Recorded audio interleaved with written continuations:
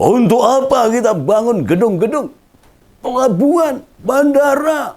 Untuk apa kita bangun kereta api cepat? Untuk apa kita bangun jalan raya? Untuk apa kita bangun waduk? Kalau negara ini tidak utuh, tidak aman, tidak terlindungi. Masa nanya buat apa bangun gedung, pelabuhan, bandara, rel kereta, jalan, waduk, dan sebagainya. Lah, mengkonfrontasi pembangunan fisik dengan keamanan negara itu kan lelucon, wagu, no. Tidak selayaknya disodorkan. Nah, di saat sekarang ini sebutan berbagai pembangunan itu bukankah tercermin di IKN sana? Yang benar-benar dikatakan pembangunan bangsa kita ini neng kono itu IKN. Ya gedung, ya jalan, ya rumah dinas menteri, ya kantor, dan banyak lagi. Belum lagi fasilitas-fasilitas yang dibangun. Rumah sakit, pasar, dan sebagainya. Lah Pak Prabowo itu mau bilang, keamanan negara itu keharusan. Ya, harus.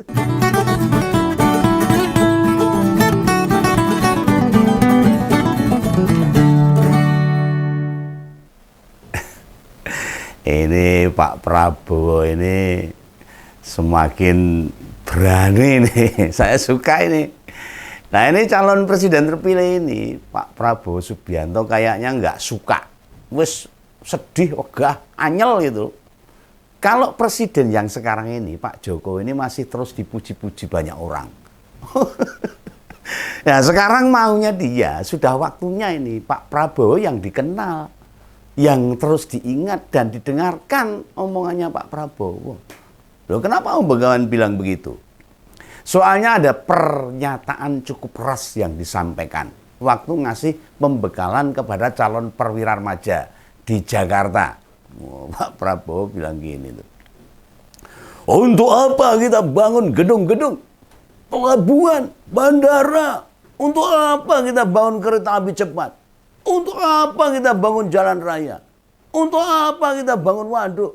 Kalau negara ini tidak utuh, tidak aman, tidak terlindungi. Wah, itu katanya Pak Prabowo seperti ini. Nah, selain itu, Ketua Umum Gerindra itu mengingatkan, melindungi negara harus sesuai dengan pesan yang tercantum dalam pembukaan Undang-Undang Dasar 45. Nah, kan jelas banget.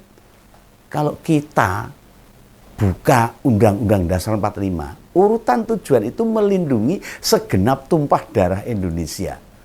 Memajukan kesejahteraan umum, mencerdaskan kehidupan bangsa, dan ikut melaksanakan ketertiban dunia. Nah, sebagai mantan tentara Pak Prabowo ini, ya apalagi sekarang bintangnya 4 loh.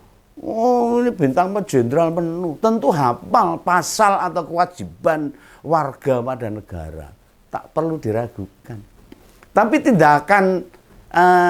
tidakkah apa yang disampaikan Pak Prabowo ini sama saja seperti mengolok-olok bapaknya Gibran. Wah, ini malah piye ini. Masa nanya buat apa bangun gedung, pelabuhan, bandara, rel kereta, jalan, waduk, dan sebagainya bila keamanan negara tidak terjamin. Lah, cek negara yang terjadi peperangan itu di mana? Atau enggak sempat bangun lah Pak. Negara kita itu banyak bangun. Soalnya keamanan negaranya ada. Indonesia itu aman. Lah, apa ada yang mau pas ngaduk semen tiba-tiba peluru berdesikan di telinga. Wing, dor-dor kan nggak ada. Atau pas mau naruh rangka jembatan tiba-tiba ada bom meledak, bom, itu kan nggak ada. Serius ini. Om Begawan pengen ini. Kualitas kepala negara kita makin hari mbok ya makin yang meyakinkan. Tapi saya seneng ini. Seneng ya kayak gini ini, seneng ini. Bisa bicara serius lah Pak.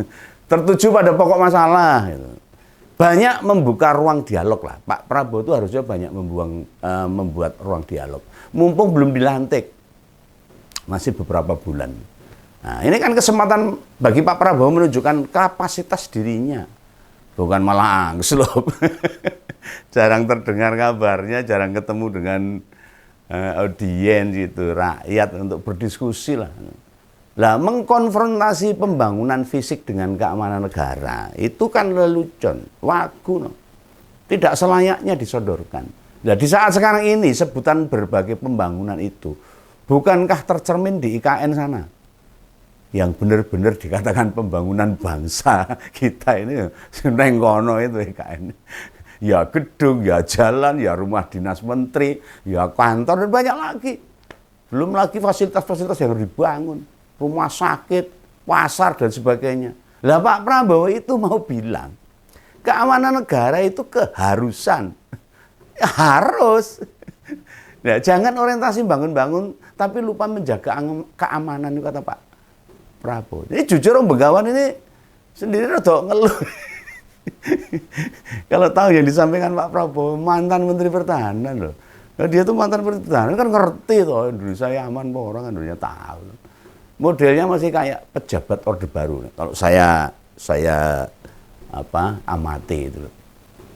Mengingatkan yang sekarang ini tidak terjadi itu seperti model Orde Baru. Nah, ini bener nih, ngelek nih atau mengingatkan itu perlu, memberi pesan, mewarning itu perlu. Tapi yang disampaikan itu kan tidak dipahami apa yang sesungguhnya, atau ada pergeseran keamanan di era modern. Kok baru sekarang bicara soal keamanan negara Pak? Waktu pusat data nasional dibobol itu, Pak Prabowo komentar enggak? Itu Menteri Kominfo itu harusnya dipecat itu harusnya. Mbok ngomong itu mundur itu menterinya kan harusnya gitu. Lah sudah cek data apa saja yang hilang itu sekarang. Datangi itu Pak Budiari sebagai orang yang bertanggung jawab. Dalam hal pengamanan data malah bisa dijebol. Sekarang tuh yang paling penting itu orang tembak-tembakan. Kenapa Mas rame-rame dulu Pak Prabowo diam? Zaman sekarang ini Pak, bukankah isu keamanan itu tidak selalu berkaitan dengan peperangan, pertempuran langsung. Justru malah yang meningkat pertempuran itu ideologi Pak. Pertempuran ekonomi, pertempuran sosial, pertempuran budaya. Lah kekuatan-kekuatan besar itu saling mengintervensi masuk ke negara kita ini. Budayanya sekarang panjenengan ngerti sendiri toh. Amburadul Indonesia ini kalau tidak dijaga ini. Lah kok ini Menhan masih bicara pertempuran model dulu. Peperangan pakai senjata bambu runcing atau bom atau meriam atau apa. Ini benar bahwa perang model dulu masih mungkin terjadi, masih. Misalnya yang dialami Palestina atau perang Rusia Ukraina. Namun di masyarakat kita berlangsung perang-perang yang lain yang negara harus hadir melindungi. Bukan yang dor-doran, tembak-tembakan kayak anak kecil itu, bukan. Ngompolos paham toh. Yang tak maksud harusnya tahu toh. Dengan perang yang terjadi sangat keras di kehidupan sehari-hari kita. Misalnya di politik, kerasnya perang keluarga istana buat menang. Termasuk memperjuangkan orang-orang dekatnya. Oh, itu perang itu. Mewarnai politik Indonesia di bidang kesehatan misalnya. Kabar negara mau mendatangkan 6.000 dokter asing. Wah, itu peperangan kita. Itu kan yang wujud perang kepercayaan pada tenaga medis dalam negeri. Ngapain? Apakah tidak ada itu? Dokter-dokter spesialis yang bisa tercukupi di negara kita. Lalu di isu pendidikan. Baru saja tuh PPDB untuk berbagai jenjang sekolah rampung. Di situ juga ada perang saling dekat wilayah sekolah. Banyak konflik loh, protes serta ketidakadilan yang terjadi. Satu hal yang penting, yang juga penting ini. Ini terkait rencana programnya Pak Prabowo, makan bergizi gratis. Ini berpotensi terjadi perang juga ini. Perang distribusi, perang pemasok, perang harga, perang menu, dan berbagai isu lain yang menyertai nantinya. Apa benang merah yang ingin Om Begawan katakan soal pernyataan Pak Prabowo? Omongannya bener ning, ora bener. Betul tapi tidak tepat. Orang pan-papan kalau bahasa Jawanya. Memang sih kalimat untuk apa kita bangun gedung, jalan, bla bla bla. Kalimat jadul, tidak kekinian. Ayo dong, para pendukung Pak Prabowo termasuk Gibran tuh. Bahwa itu kapasitasnya di-upgrade dulu. Biar kekinian dan tidak ditertawakan semangat generasi Z. Ini loh susahnya ini. Punya calon kepala negara yang sudah lansia, sudah 70 tahun lebih. Sementara kondisi sekarang ini, ya hanya sekilas sebenarnya. Sekenanya saja loh bicara itu. Pengetahuan atau perspektifnya mesti dikuatkan, dibawa kemana kekiniannya. Saya doakan Pak Prabowo tetap sehat untuk memimpin negara ini. Dan saya ingin memberikan pesan agar Pak Prabowo benar-benar lebih kuat, lebih tepat di dalam bicara, memberikan argumen-argumen untuk bangsa ini. Benar bahwa yang disampaikan Nurut Ombengan murni ditujukan bagi para pendukung Pak Jokowi. Yang hobinya bangun.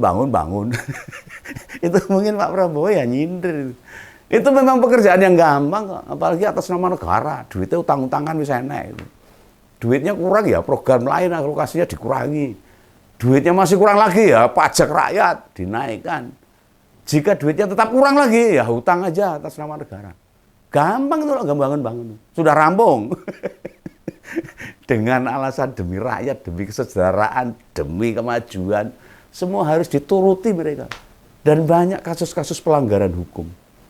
Kasus seperti kasus Timah, proyek BTS, Kemenkominfo, kasus lahan buat kelapa sawit, asuransi Asabri. Wah, soalnya banget lah. Kasus-kasus ini tenggelam dan tidak ada kabar kelanjutannya. Nah ini Pak Prabowo harus bertanggung jawab. Nanti sebagai kepala negara yang baru. Makanya, Om Begawan jujur saja nih, jadi mengkhawatirkan bangsa ini. Hal-hal yang beginian makin membuat ketinggalan. Tidak ada prospek buat meningkatkan kesejahteraan rakyat. Semuanya punya kepentingan dan menempatkan kepentingan pribadi di atas kepentingan rakyat. Pak Jokowi bekerja mati-matian supaya IKN bisa terrealisasi, terwujud. Tidak jadi dibangun, mangkrak kan repot. Lah Pak Prabowo tidak pengen ada presiden yang namanya lebih dikenal saat dia jadi presiden. Ya pasti. Itu sifat karakter manusia seperti Begawan juga gitulah. Makanya banyak yang memprediksikan IKN tak akan dilanjutkan di masa pemerintahan Pak Prabowo. Ini hanya prediksi aja. Hal itu juga membuat ini antara Pak Jokowi dengan Pak Prabowo itu berjarak akhirnya. Jangankan para relawan itu, partai politik pendukungnya saja loh. Pada banyak yang bingung harus menyikapi bagaimana dengan kedua tokoh ini. Yang satu mau leren, yang satu mau memimpin. Berada bareng Pak Prabowo takut ada kasus-kasus kriminal dibuka. Ngikut perintahnya Pak Jokowi nanti ditinggal Pak Prabowo di kabinet mendatang. Kan bikin partai pada kelimbungan, bingung karena dewe. Beda Begawan. Yang penting kritik untuk rakyat. Gitu ya, salam Begawan, salam ngempol. Dadah.